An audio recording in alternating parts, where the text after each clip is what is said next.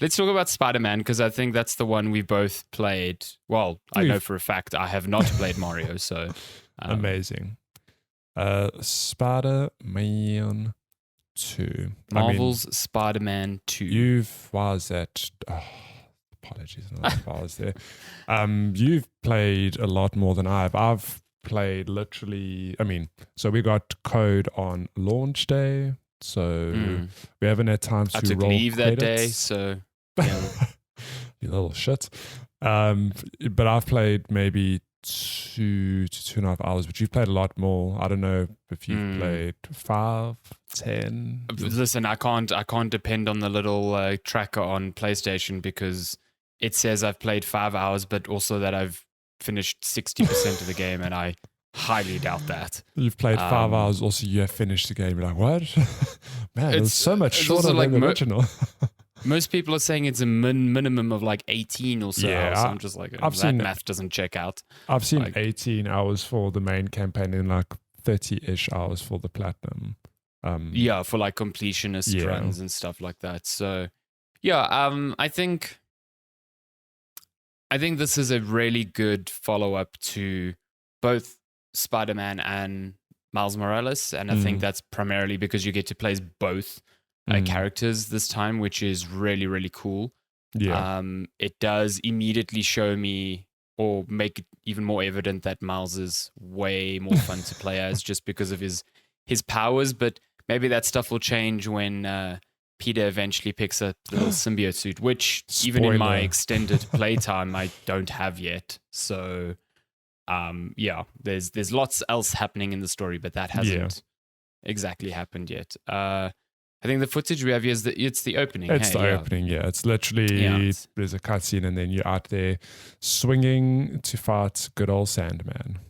It's a very cool opening, akin to, I think the openings of both of the previous games have also been quite good. The first one was the raid on like Kingpin's Tower, and the second one was stopping Rhino's rampage through the city. I think this one's like on par with those. It's just like a really big scale battle that kind of sets the scene for the rest of the story. But this is like way larger in scale, because like Sandman is just huge, and his effect on the city is much larger. Like there's just sand everywhere, and it's it's kind of neat swinging.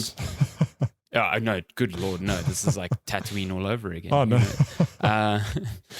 I kind of like how even still in my game, like there'll be times where I'm swinging through the city and like an intersection will still be like covered in sand. Yeah. It's like the city's slowly kind of getting rid of the effects of this opening battle, which is a nice little touch. But I think I found immediately, I played Miles I wouldn't say recently, but when it came out on PC again, I played quite a bit of it again. So I feel like my muscle memory is still in place there. Same. And what I like is that they don't take away abilities from you. There's stuff in there that was definitely like an upgrade in the first game that you just have off the bat here. Yeah. Which I like quite a bit. And then, there's obviously like the skill trees for the new abilities, which lets you expand on those as well. So, but it feels like a sequel to those games. It doesn't feel fundamentally different in any large way.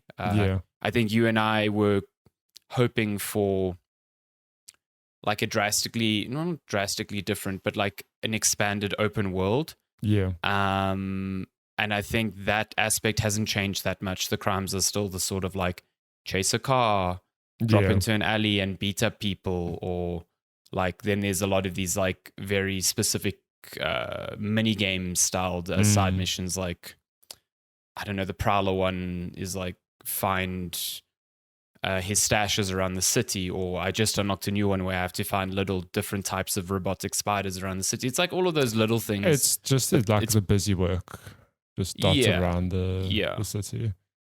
But I feel like it's a bit more organically placed. Like I feel like I'm completing a lot of those things naturally on the way to a main quest, rather than having to deviate completely and feel like I'm wasting my time. So that's quite neat. What's your experience been so far with your time? Right off the bat, I mean, tell me, correct me if I'm wrong, it feels, I mean, it's almost silly to say this, but it feels like a PS5 game. Like it feels that, I mean, visually the game is just gorgeous. It's funny because I think in my head I'm like, yeah, but Spider-Man PS4 looked that good. I think if I put them side by side, you'd be like, oh no, there's definitely huge improvements here. I think even in terms of how like lighting, obviously it just looks good, but even in terms of how dense the city looks or feels, it feels like there's way more traffic, for example. There's more people walking around. And I think that is because, this is a PS5 game not available on PS4. Like if you've got a PS4, sorry. But I think it works to the benefit of Insomniac going like, we actually have all of the horsepower of the current gen console and we can really lean into that. And also just the sheer number of things that are happening on screen at any time.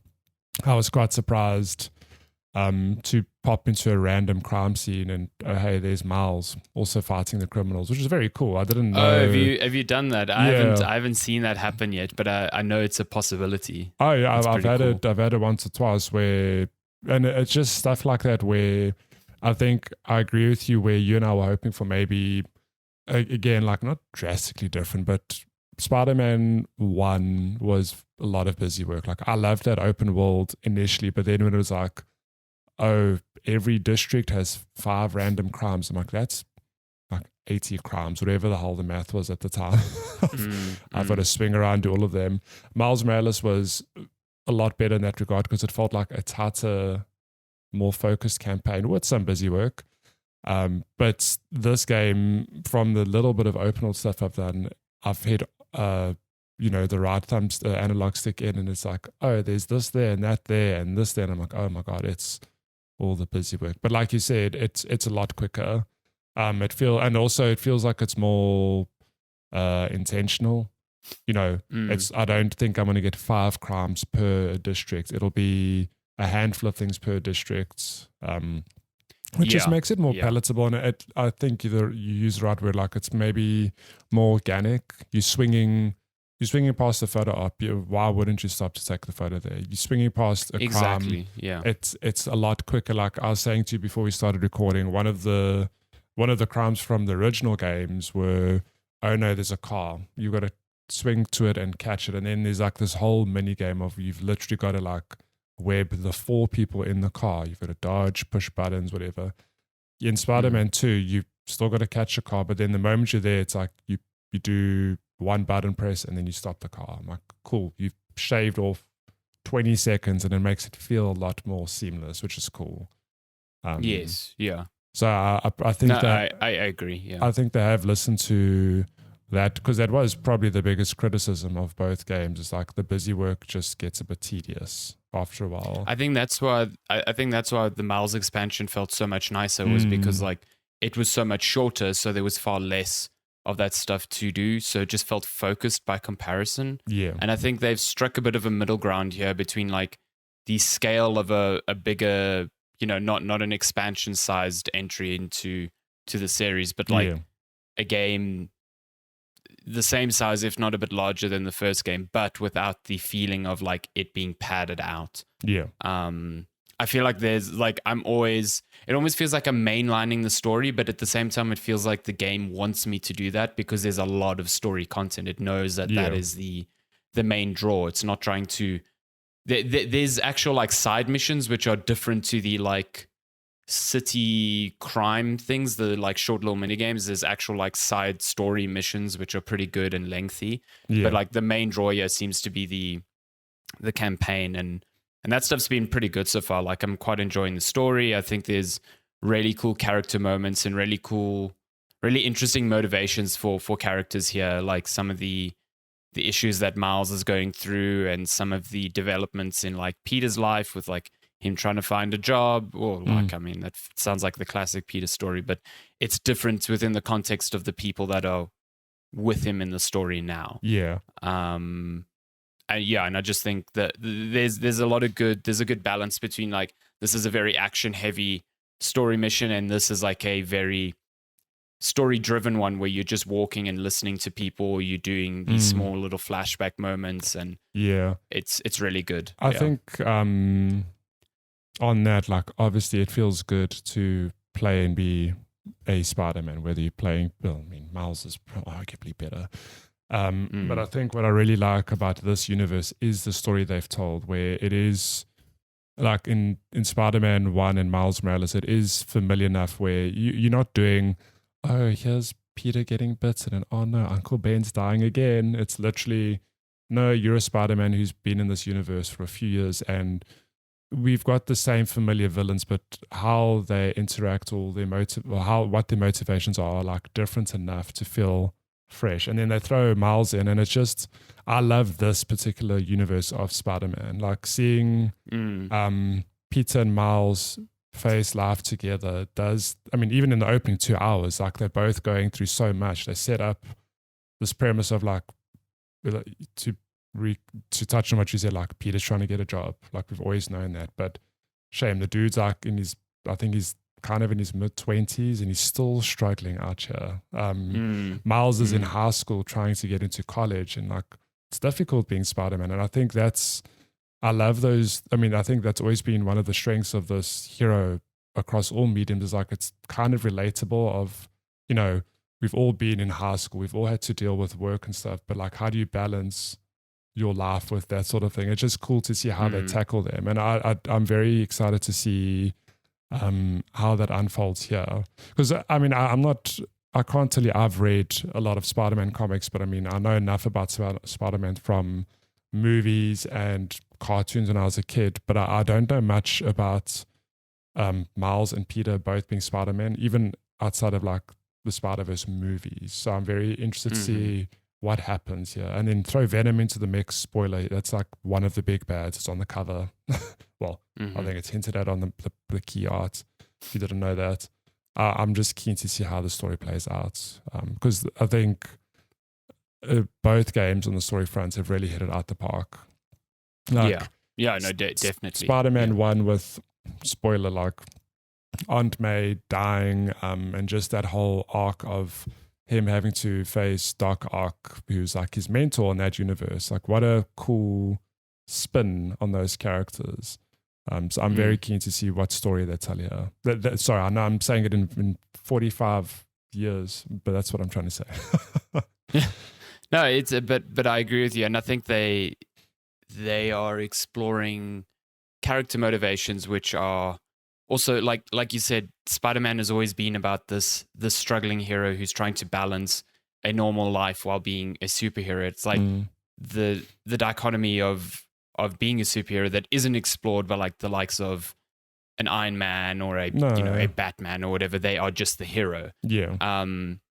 But I think what's cool here is that they explore other themes through that same lens. Like in the case of Miles, he's using, very early on, you can tell that he's using the responsibilities of Spider-Man as a crutch or an excuse to run away from the responsibilities of his life. Like he will just be like, oh, I've got to go do spider stuff, and that means I don't have to do this other thing, or I can just avoid this conversation, and like that's definitely something that they are looking to come back to and be like, this is not the way to go about things.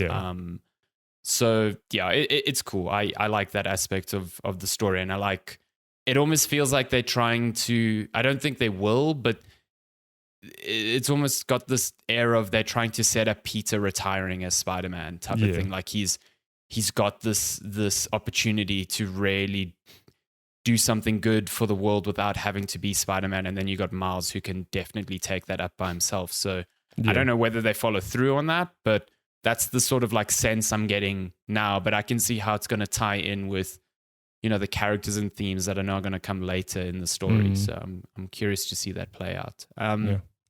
The one thing I really, really like about this in terms of improvements, they're like a couple of new mechanics. The one that you're introduced to early on is what do they call the web wings? I think they call them. Like the, super the cool. wingsuits, whatever it's called. I fucking love it. Like I thought swinging around in this game was pretty perfect already, and it didn't really need anything else. But the web wings, I think, change the way you can get around the city and also help you get across to the new areas that, require you to go across large bodies of water. Yes. And I was unaware that they had this they have these sort of wind tunnels in the city that as soon as you hit them, you kind of don't go down when you're using your wingsuit, and you kind of, if you keep going through these little rings, you'll just maintain look at that altitude. And it feels so good. It just really is such a cool mechanic, and I love mixing up gliding with these web wings and then swinging again and getting to a little vent that pops me up into the air, and then using the wings again to glide even further. So it's really, really cool. And I'm glad they added this. I was a bit dubious at first when I saw it in the trailers. I was like, oh, okay, so now we're just flying around. But it's a really thoughtful addition to your repertoire. And I think I can't go back now. I don't think I could go back to playing the old games without this now. Well, if you're watching the video footage, it's almost like we timed that. This is the the wings being used. But I agree with you where, one thing Insomniac absolutely nailed in the first Spider-Man is how good it feels to swing around the city. And I take my hats off to them, because how do you make that better? I don't know. Yeah. You put the creative team in a boardroom hey, you did good, but you got to make it better. And the answer is a wingsuit. And it's of course, it feels like such an obvious answer, but for them to do it and then do it that it feels as good as it does, that, like you said, switching between just, fly, quote unquote, flying around and just swinging around, it is good fun to get around the city. Yeah. It still feels good to get around the city. And again, it's additive to the experience instead of okay, so a comparison to Batman, the Arkham games. Yeah. Throughout the I might be mistaken when it comes to night, but I distinctly remember this going from Arkham Asylum or Arkham City to Arkham Origins. You had this ability where if you grappled to a point, you could double tap A, and then you would engage a fast mode on your grapple, and that would launch propel you forward. Yeah, you'd launch and glide. But in every single game, when you started the game again, you had to relearn that ability, which felt really bad, because it's I've just come off knowing I can do that, and now suddenly I can't do that. So in Spider-Man, it's when you web zip to a point, I remember in the first game, you had to upgrade Spider-Man's abilities so that you could do a launch. If you pressed X when you got there, you launched off. Here, you just have that.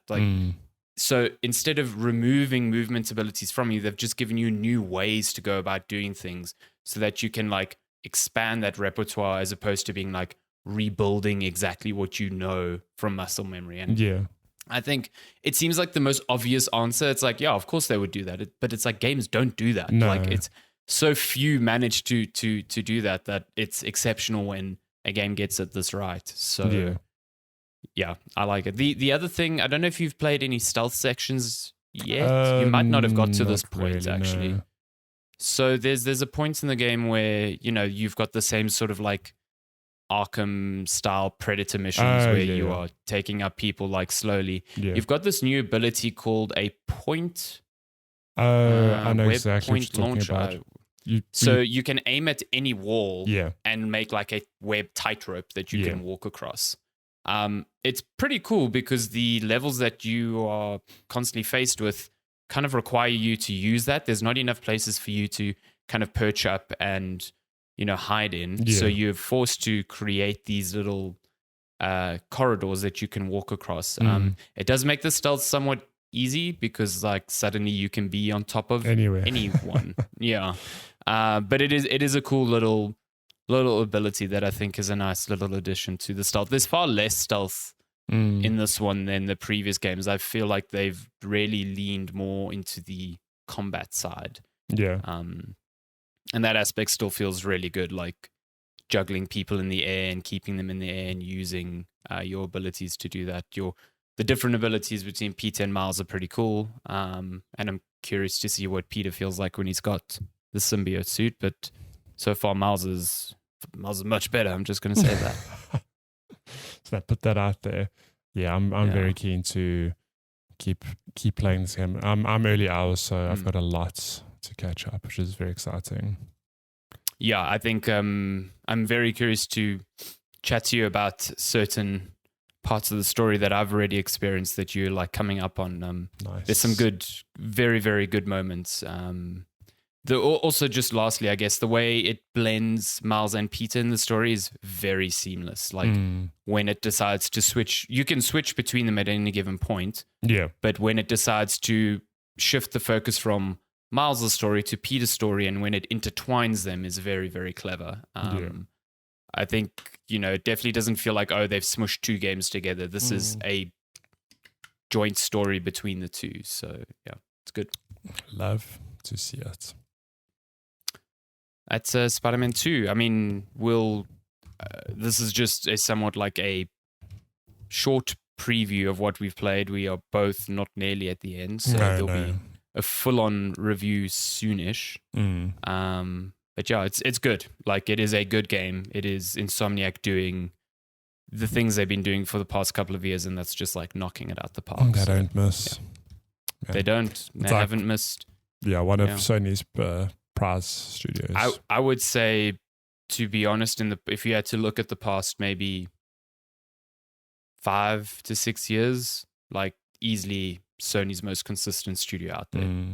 Putting out not only putting out good games, but putting out games frequently. Yeah. Like if you think games. Just in the PS5 era, they've put out 3 games already. Yeah. Like it's nuts. It's crazy. Naughty Dog doesn't have that cadence. No. Sony Santa Monica does not have that cadence. No. And I would argue that Insomniac games are certainly at the same scale and definitely of the same quality of both those studios. Oh, yeah. So it's not a case of, they are a lesser studio, that's all they're putting out. No. Yeah, they're bloody good. The best purchase Sony ever made, I think. Yeah. Like, yes. Love it when an investment only 300 million. Oh, nice. What a steal. It. I mean, what a steal. A single Spider-Man game makes $1 billion. So easy. The single they've paid for that investment tenfold. Franchise. I'm very interested to see what the sale numbers look like on this. It'll also be particularly interesting because it's PS5 only. So when this does hit 5-10 billion, which I'm sure it will, it's like, damn, that's... I think it's going to be a fast one, just like God of War, right? Oh, I guess Ragnarok was on PS4 as well. Yeah, it's cross-platform. Yeah. But you know what I mean? It's a good indicator of like, okay, there's a lot of PS5s out in the world, actually. No, I think especially with the holiday season coming up with, the PlayStation 5 Slim coming out. Yeah, this is the game you buy with it, because this is like the game that you pop in, you're like, holy shit, this is what my new console can do. It's staggering how good this game looks, how well it runs. Yeah. It's a proper technical showpiece for the PS5. So I'm curious. Their next game is Wolverine. So super keen to see what they do there. Hopefully we get a look at that soon as well, because Spider-Man 2's out the way now. Okay, you've ticked that box. Yeah, Game Awards, we want a trailer for Wolverine. Come on. Yeah, you've got a month. Let's go. 2 months.